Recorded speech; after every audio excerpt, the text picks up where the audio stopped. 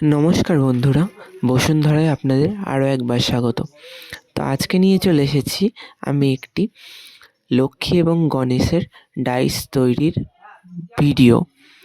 এই ভিডিওতে আমি আপনাদের দেখাতে চলেছি ঠিক কী রকম উপায়ে ফাইবারের ডাইস বা যেগুলো আমাদের প্লাস্টারের ডাইস তৈরি হয় সেগুলো কিভাবে তৈরি করা হয় এবং কিভাবে সহজ উপায়ে সেই ডাইস থেকে বিভিন্ন আকৃতির ঠাকুরের মুখ বা হাত সেগুলো তুলে নেওয়া হয়। তো এটা করার জন্য প্রথমেই আমাদের যেই ঠাকুর বা যেই জিনিসটার আমরা ডাইস তৈরি করব সেটাকে ভালো করে তুলি দিয়ে ব্রাশ করে নিতে হবে জল দিয়ে। সেটা যেন একটু ভেজা ভেজা থাকে এবং তারপর ঠিক এই রকম যেরকম আমি এই ছোটোটিতে দেখাচ্ছি ঠিক এই রকম চারি সাইড দিয়ে লম্বা সিঁড়ি করে আটকে নিতে হবে। এখানে আমরা একটি লক্ষ্মী এবং একটি গণেশকে প্রতিকৃতি হিসেবে নিতে পারি এবং এই লক্ষ্মী গণেশটার যেগুলো হাতগুলো উপরের দিকে আছে সেহেতু সেটা তোলার সময় অসুবিধা হবে, তাই এটা আমরা আলাদা করে নিয়েছি, হাত দুটো কেটে নিয়েছি এবং এগুলো আলাদা করে ডাইস তৈরি হবে এবং ভেতরের এটা আলাদা করে তৈরি হবে। তো এটার জন্য প্রথমেই আমরা নর্মাল প্লাস্টার এবং আর এক ধরনের সবুজ প্লাস্টার পাওয়া যায়, দুটোকে একসাথে মিক্স করে নেব। এখানে মেন সাদা প্লাস্টারটিকে বেশি পরিমাণে নেওয়া হয়েছে এবং যে সবুজ প্লাস্টারটি হয় সেই প্লাস্টারটা খুব অল্প পরিমাণে নেওয়া হয়েছে। দুটোকে ভালো করে প্রথমে মিশিয়ে নিতে হবে, প্লাস্টারটা যেন কোনো গোটা গোটা না থাকে, কারণ গোটা গোটা যদি থাকে তাহলে পরে প্লাস্টারটা ভালোভাবে জমবে না এবং প্লাস্টারের কোয়ালিটিও ভালো হবে না ছাঁচের।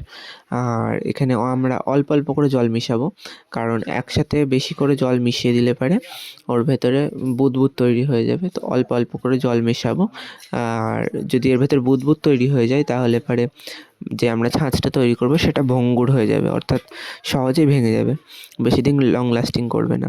তো আমরা অল্প অল্প করে এইভাবে জল মিশাবো, জল মিশিয়ে থিকনেসটা আমরা পাতলা করে নেব এবং এরকম পাতলা করে নেওয়ার পরে আমরা দেখতে পাচ্ছ যে লক্ষ্মী গণেশে মানে মূর্তি দুটো ছিল সেটার উপর অল্প অল্প করে প্রথমে এই পাতলা মানে যে গোলাটা আছে সেই গোলাটা অল্প অল্প করে দিয়ে দেব এবং দেখে নিতে হবে কোনো জায়গায় যেন এই ফার্স্ট কোটটা সেটা যেন কোনো জায়গায় বাদ না থাকে, কারণ এই কোটটার উপরে নির্ভর করবে আমাদের ছাঁচের কোয়ালিটি কেমন হবে। এইটা এরকমভাবে অল্প অল্প করে দিয়ে নেওয়ার পর পুরো জায়গায় দেখে নিতে হবে কোনো জায়গায় যেন বাদ না থাকে। আর এখানে আমরা এভাবে দিয়ে নিচ্ছিলাম। তো প্রথমে এই সবুজ প্লাস্টার মেশানো যেই সাদা প্লাস্টারের সাথে যেই পেস্ট তৈরি হয়েছিল সেটা দিয়ে নেওয়া হলো।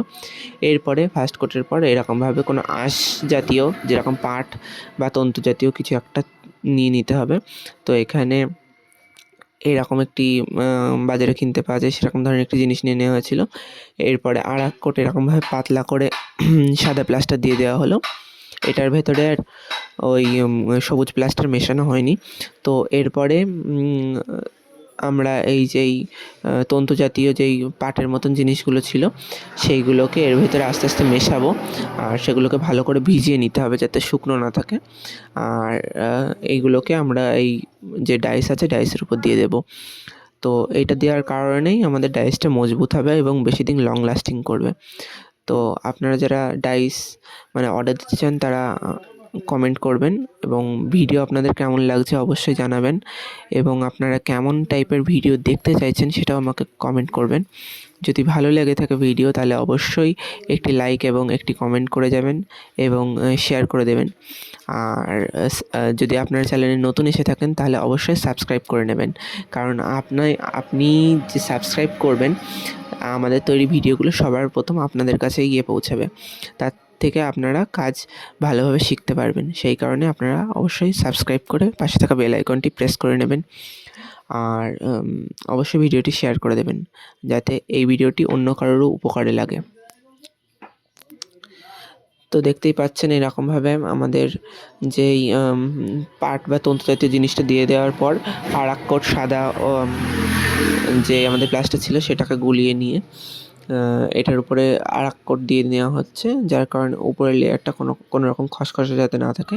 আর এরপরে হালকা করে জল হাত এবং ওই মানে পাতলা লেয়ার মানে ওই যে পেস্টটা ছিল সেটা পাতলা পেস্ট দিয়ে হালকা করে হাতে ঘষে সেটাকে ঠিক করে নিতে হবে। এবং এই ঠিক করে নেওয়ার পরেই আমরা পাশ দিয়ে যে মাটির মানে যে লেয়ারটা দেওয়া ছিল সেটা আমরা খুলে নেব, এবং খুলে নেওয়ার পরে সাইডগুলো আমরা সমান করে দেবো। তো এখানে এইগুলো এখনও তৈরি হবে, আর এই একটি বড় ডাইস